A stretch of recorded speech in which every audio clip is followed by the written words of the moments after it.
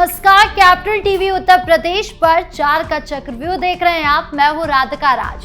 आज हम लेकर आए हैं 4 ऐसी खबरें जो यूपी की सियासत, धर्म, संस्कृति और समाज की भावनाओं को गहराई से छू रही है। ये 4 योद्धा अलग अलग चक्रव्यूह में फंसे हैं। कौन कौन फंसा है, कौन कौन निकल पाएगा, इन चक्रव्यूह से एक एक करके बताएंगे आपको। 4 के चक्रव्यूह में सबसे पहले बात संभल हिंसा की, जिसका मास्टरमाइंड शारिक साठा लंबे समय से फरार है। लेकिन आज संभल हिंसा के मास्टरमाइंड शारिक साठा के घर को कुर्क लिया गया, जिससे इलाके में हड़कंप है। बताएंगे आपको क्या किया था शारिक साठा ने और पुलिस के एक्शन के बाद क्या कुछ हुआ। माघ मेला में खुद को शंकराचार्य बताने वाले अभिमुक्तेश्वर आनंद सरस्वती ने योगी सरकार के खिलाफ मोर्चा खोल दिया है। एक तरफ सरकार उन्हें संयम बनाने को बोल रही है, तो दूसरी तरफ उन्होंने योगी सरकार को ही कानूनी नोटिस भेज दिया है। यानी सीधे सीधे पालकी की सियासत शुरू हो गई है, जिसमें अब शंकराचार्य खुद भी फंसे हैं, साथ में समाजवादी पार्टी को भी डुबो दिया है। एक तरफ अभिमुक्तेश्वर आनंद पालकी से उतरने को तैयार नहीं, तो दूसरी तरफ धीरेन्द्र शास्त्री ने हिंदुओं को जागरूक करने के लिए बड़े बड़े बयान दिए, जिससे हिंदुओं ने ही उन्हें पालकी पर बैठा दिया है।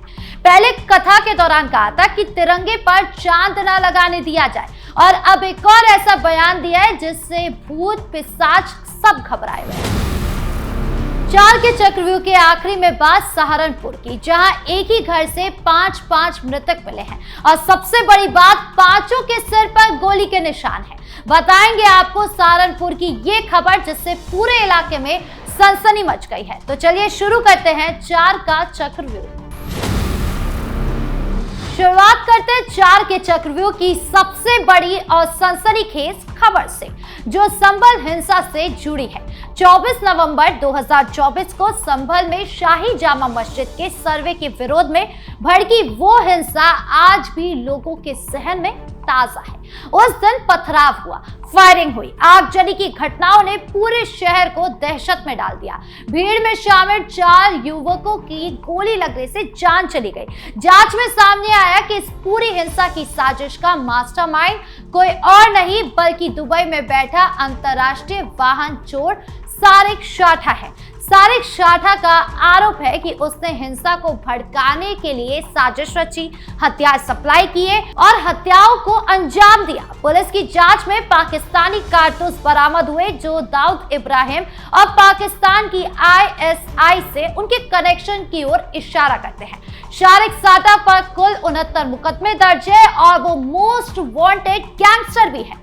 कोतवाली पुलिस ने शारिक साठा के खिलाफ 4 अलग अलग जान लेने के मामले में प्राथमिकी दर्ज की है। वो लंबे समय से फरार चल रहा था, लेकिन अब उसकी मुश्किलें और ज्यादा बढ़ गई है। जिला न्यायालय से आदेश जारी होने के बाद पुलिस और राजस्व विभाग की संयुक्त टीम ने उसके पुश्तैनी मकान पर पहुंचकर उसके हिस्से की करीब 210 गज की संपत्ति को कुर्क करने का ऐलान कर दिया है। टीम ने घर के अंदर मौजूद सामान की वैल्यूएशन भी शुरू कर दी है। SP कृष्ण कुमार बिश्नोई ने कहा कि ये कानूनी प्रक्रिया का हिस्सा है और आरोपी के अपराधों से जुड़ी सभी संपत्ति को जब्त किया जाएगा। इलाके में इस कार्रवाई से हड़कंप मच गया है, क्योंकि शारिक साठा का नाम सुनते ही लोग डर जाते हैं। हालांकि ये एक्शन सिर्फ शुरुआत है, अभी पुलिस रेड कॉर्नर नोटिस भी जारी करने की तैयारी में है। हालांकि ये भी देखना है कि शारिक साठा कब तक पुलिस के हाथ लगता है और कब तक ये सारे एक्शन होते हैं। दूसरी खबर आती है माघ मेले की सियासत की, जहां अभिमुक्तेश्वर आनंद सरस्वती ने उत्तर प्रदेश की यूपी पुलिस को अपने वकील के जरिए कानूनी नोटिस भेज दिया है। ये नोटिस करीब 8 पन्नों का विस्तृत दस्तावेज है, जिसमें माघ मेला प्रशासन की 19 जनवरी की कार्रवाई को वापस लेने के लिए 24 घंटे का अल्टीमेटम दिया है। यदि नोटिस वापस नहीं लिया गया तो सरकार और संबंधित अधिकारियों के खिलाफ सुप्रीम कोर्ट में अवमानना सहित अन्य कानूनी कार्रवाई की धमकी दी गई है। नोटिस में आरोप लगाया गया है कि सरकार और अधिकारियों की ओर से उनकी प्रतिष्ठा, सम्मान और गरिमा को ठेस पहुंचाई गई है। अभिमुक्तेश्वर आनंद सरस्वती ने खुद को ज्योतिष पीठ का शंकराचार्य बताते हैं, लेकिन ये विवाद सुप्रीम कोर्ट में है, जहां कहा गया है कि जब तक फैसला ना आए तब तक कोई नया शंकराचार्य नहीं बनाया जाएगा। लेकिन फिर भी वो खुद को शंकराचार्य कहते हैं और यही रुतबा और पद लेकर वो माघ मेला भी पहुंचे, जहां वो पालकी में सवार थे, जिसके बाद डुबकी लगाने से पहले पुलिस प्रशासन ने उन्हें रोका कि आप पालकी से उतर जाइए और तब डुबकी लगाइए। लेकिन कथित शंकराचार्य को ये बात बिल्कुल अच्छी नहीं लगी, उनका ईगो हर्ट हो गया। उन्होंने कहा कि अब जब तक प्रशासन माफी नहीं मांगेगा हम पालकी से नहीं उतरेंगे, और वो तब से यानी कि 3-4 दिन से पालकी पर ही सवार है माघ मेला के अंदर। अब सवाल ये उठता है कि अभिमुक्तेश्वर आनंद की दिक्कत क्या है? क्या वो पालकी सहित डुबकी लगाने वाले थे?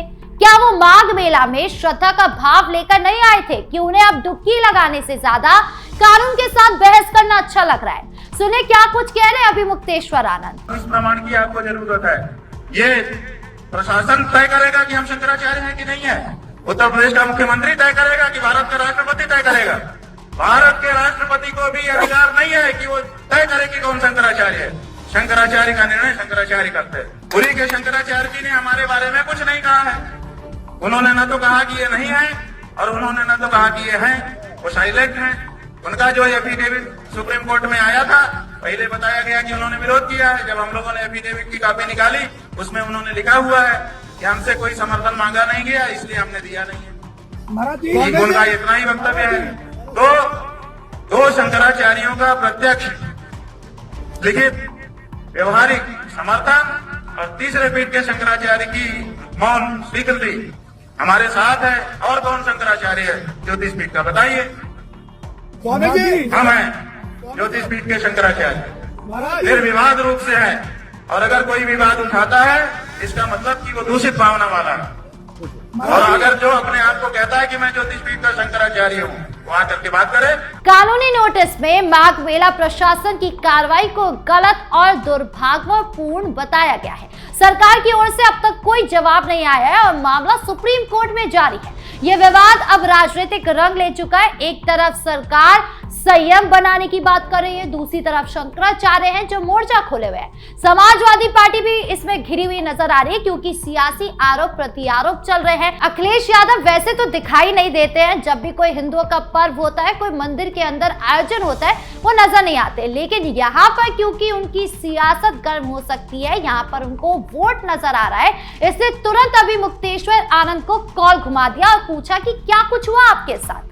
यानी मेले में भी पालकी की सियासत तेज हो गई है। आस्था कानून के बीच टकराव साफ नजर आ रहा है। ऐसे में सवाल यह है कि क्या सुप्रीम कोर्ट का फैसला आएगा या मामला और गरमाएगा?